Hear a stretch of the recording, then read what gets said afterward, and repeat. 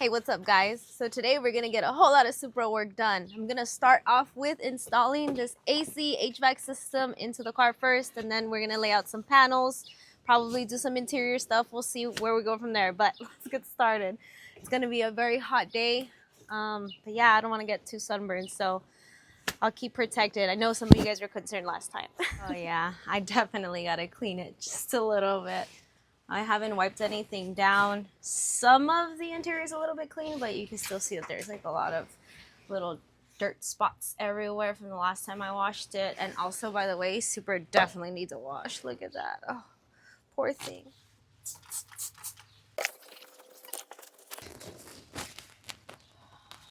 Now it looks visibly clean. Look at that. How pretty. I just have to kind of like finish vacuuming in here because it looks still a mess. And then the back part, we'll worry about it later. But for the most part, yeah, the back's already pretty clean. You just kind of have to like wipe everything down. I know that I do got to take care of these doors. Definitely. That's going to be one of the things that are next. And I did notice, I forgot that piece, guys. Oh my gosh. It was like stuck right here. And yeah, so I didn't even catch it when I took out the entire unit. No wonder I had extra foam. You know, it literally fits this little like weird piece right here and then this square. So I gotta clean this. I'm also gonna clean this, which is the foot rack that belongs to the passenger side right there. And we're gonna get these washed up. We're gonna get these cleaned, and then we're gonna continue on with installing the unit. Literally, the foam for this was just dry within like a couple of minutes, so it's not too bad. It's very thin foam, and then that piece goes on top of that right there. Look at what my dog did. Chinchis, ¿qué hiciste? Ven aquí. Ven aquí. Ugh. Oh, no, not the wiring. There's been a lot of like loud firework bangs, and my dog does not like firework bangs, and then she ends up getting like kind of like a little crazy, and I think this is probably due to that. So oh no. Also guys, it's very important to recycle. Oh. For now, I'm gonna just leave it on the floor because what if the fireworks go off again? I don't want her to knock it down, so she's fine. The good thing is that my pit bull does not bite into anything, and I think that's super important because if not, I would have not had like car parts lying around on the floor.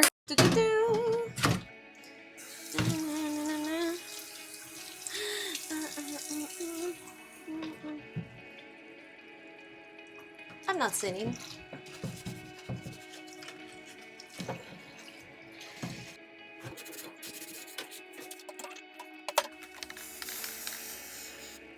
Okay, so we got this part done. See it through. Look at that. Okay, just carefully, very carefully, put it on here.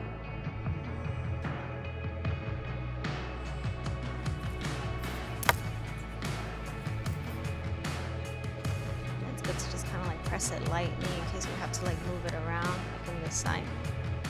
Beautiful. There we go. So there are no clips or like tabs on this, so I guess it just sticks like this with the pressure as like I put it inside. Now it is super clean inside, so I'm pretty excited. So it's ready to go in. And then I did want you guys to notice, so these were the original parts, like the dash bracket, and then we do have like this little, this is also the piece of the dash bracket. It just kind of keeps it in place before mounting on the actual dashboard and like all the rest of the panels. So did you guys remember when I restored this and it used to look like so bad and so rusty, and I was so worried because I was like, oh, there's a lot of rust and I don't want it to get worse, or I don't want it to like eat up this metal over time. Well, see, it's still pretty maintained, but sometimes I do think, okay, maybe it's a little too extra, right? Like the detail and like, you know, scrubbing it all off and then priming it and then repainting it and then even adding the little designs of the hearts. And I noticed that there's still parts inside the Supra, like the e-brake. Look at this bracket. It's pretty rusty, but it wasn't as bad. I did clean this up a very long time ago, and that's how it's gotten now. And then there's like, of course, like tiny little things like this. Even the steering column, that's how we have it looking like that now. Pretty good, nice flat black. I mean, I was just, I guess, over worried about it, but it's just one of those things where, you know, when you want something to come out really good, and you know it's your project and it's your baby, like my car, like I wanted to put 110% in everything that I did, so then that way I just knew that like the car was built with love. The representation of like little hearts everywhere inside the Supra, on the subframe, in the steering column, in the dash bracket, and then probably in a couple other areas. But yeah, let's get this square going. Gotta get these bolts off first.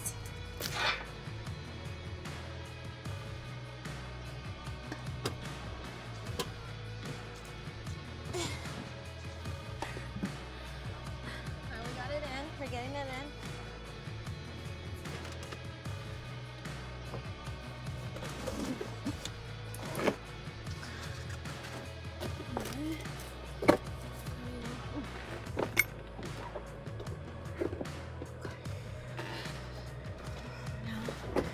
There we go. There we go. All right.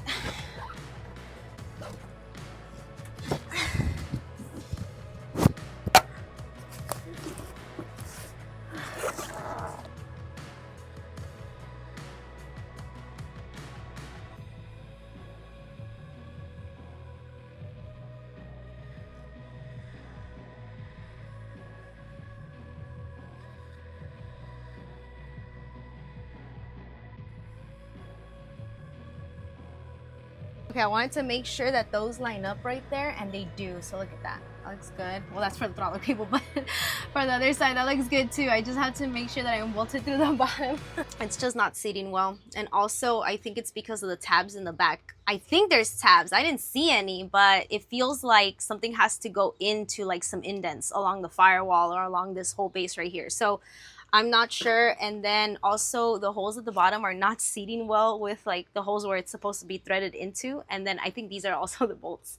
So whatever I showed you guys earlier was not it. So this is it. And I think it's it. I don't even know if it's it. I just have a box of like leftover bolts of things that I have taken apart from in here. Of course, you see there's like a lot of bolts that still need to be like adjusted and put in. So I'm not even sure, but these could be it.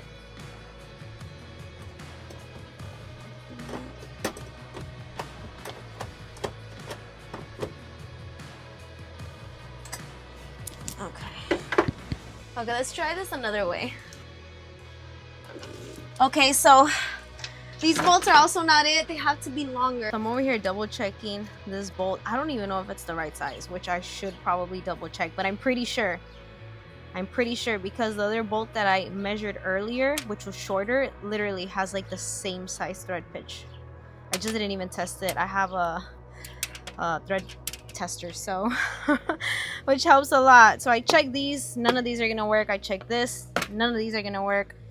Now let's try this one. Hopefully maybe I have some. These look like it can be, but I'm not even sure. Oh no, yeah, the thread pitch. Oh wait, no. Okay, let's see there. There's this. No, this can't be it. It's way too thin. Way too thin. Yeah, no. Okay, so nope. And then no, and then no. Okay, well.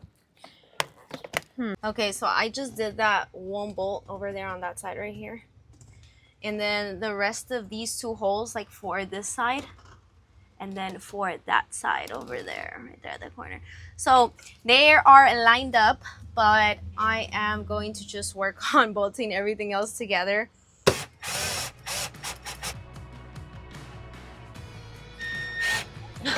Because it is not lining up. So loosen these up, lift this slightly up, as obviously because it's going to be loose, so it'll give you enough space. Bolting this down while I'm, carefully bolting these down as well. Or screwing those on, as I should say, since those are screws. I remember when you guys said those are not bolts, all I see is screws.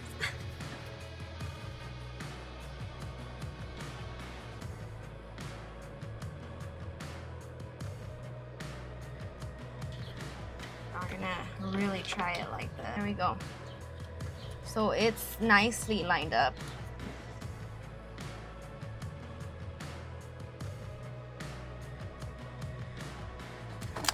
We did it. We so did it. Oh, we did it, guys. Look at that. It looks great. It looks super solid. Now, if you guys were wondering if this epoxy was gonna hold, because this piece was already broken, so the lever wasn't like holding on to anything, Guys, that is super bonded. Like, we're talking about like mega ultra bonded. I was even like messing with it, trying to open it, and no, it's like very cured on there. So I wouldn't be surprised if it does hold up well, you know? Good thing, because I mean, if I needed to, I would have just like, yeah, tapped into the hole. Someone did suggest that, to tap into the hole and then, you know, tie it together. But no, it looks pretty good. We'll see how long it holds for. Hopefully that doesn't make it like stink or anything like that. I don't think so. I mean, guys, it looks good. It looks really good. So yeah, this is how it looks. It looks good. Okay, well, now we're gonna get this piece in, which holds this together. Okay, so like this piece, we're gonna put it on there. Ooh, I should wash this. Look at that, ugly. My poor baby, look at this. Oh, mi amor, no. I feel like I'm gonna have to take her somewhere else for 4th of July. But I don't think I'm gonna be able to have her here because, oh my gosh, like she's just not good with fireworks at all. Like she gets really bad anxiety attacks, and look at her. She doesn't deserve. I'm sorry, mommy. I know. Oh, my baby. I'm sorry. No, don't cry. Don't cry. Oh my gosh. My poor baby. Okay, so well, it's like 6 o'clock, so I'm also gonna like prep some rice because I am gonna make some delicious dinner. Can you guys guess what I'm making for dinner? Really good Hispanic rice is typically gonna have these 3 main ingredients added to it: tomato, onion, and then some type of chile. In this case, bell pepper, red bell pepper, but it is sweet. Sometimes they even put actual chile, o hasta le ponen elote, le ponen un mixto de diferentes vegetales. You guys guessed what I'm making? Alright, let's start working on the Supra again. Oh, look at that, beautiful. My neighbor actually asked me to check out his truck. He's not sure if he has a transmission problem or an engine problem. He told me to take it to a shop, and I was like, well, what are the DTCs that popped up? And he was like, I don't know, so let's check it. It is officially getting very dark, but I did successfully help out the neighbor because he had some questions about his truck. He wasn't sure if it was either the transmission that has to be switched out or the engine. Now, well, you guys seen that part, so, well, you know, I just kind of gave him a little bit of guidance and some information. But yeah, so that was pretty cool. And my rice is done, but I'm gonna finish doing the Supra work before it gets like super, super dark.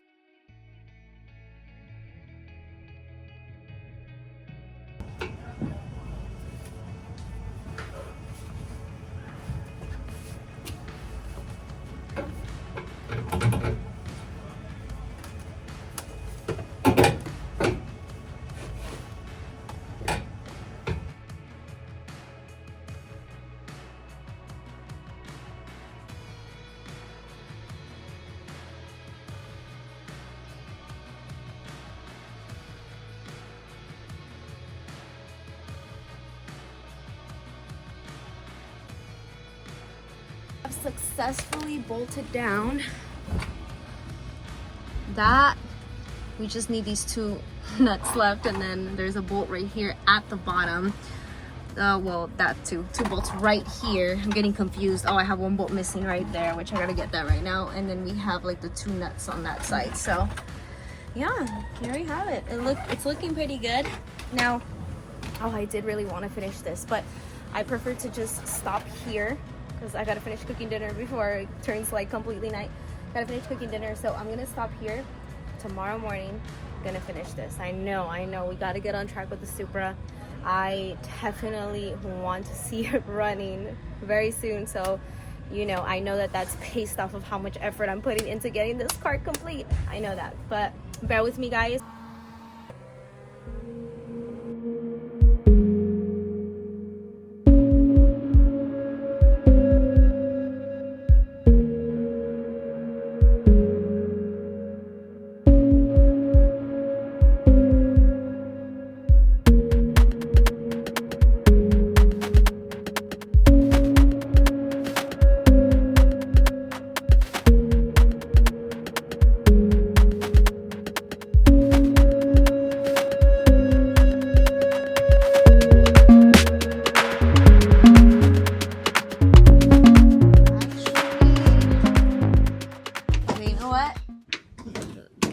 let's get the harness adjusted first, and then I'll put that dashboard in. Look at what I noticed while I was messing around with the harness right now. Look.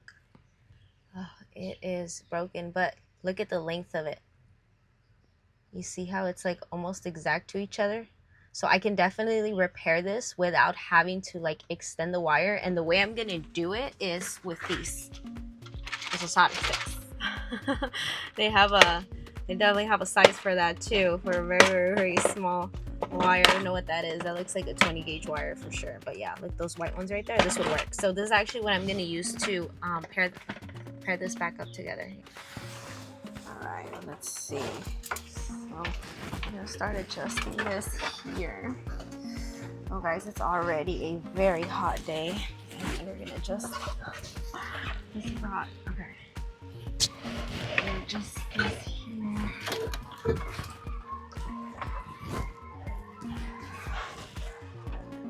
This way. So for the most part, I can leave it like this. I just have to raise that part back up. But there's these little tabs right here with these holes. So there's these spikes in the back of the dashboard where these line up to it. So it'll just go based off of that. Now I think there's two here on this side, one here. It's a little hard to calculate, but right now when I put the dash in, then I'll be able to know exactly where they go to.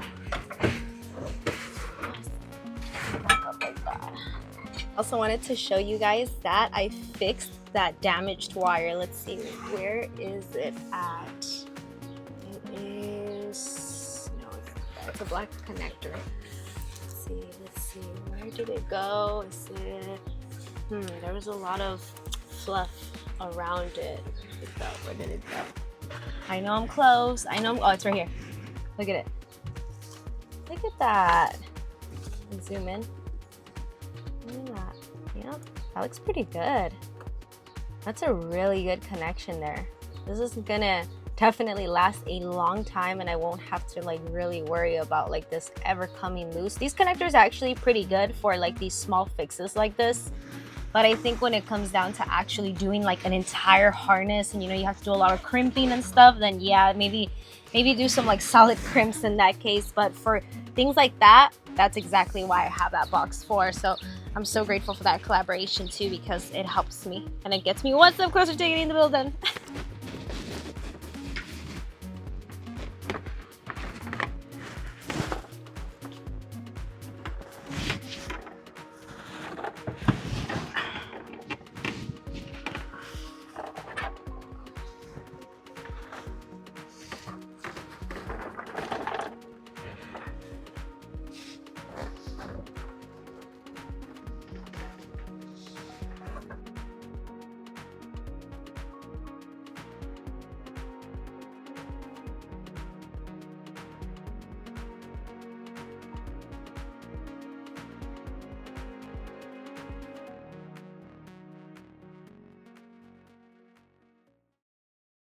I took out the dash panel one more time, guys. It's not really making any sense, and I can't proceed until I figure out exactly why the connectors are not aligning properly. And let me show you guys something. So the thing is that for the most part, the placement of where it goes onto the dash makes sense, but the layout that I'm reading on my manual book just kind of shows me like different positioning for the connectors. And I almost thought that, you know, there was a part missing from this, because this piece right here, these two main connectors, they were actually hidden and tucked in on the side.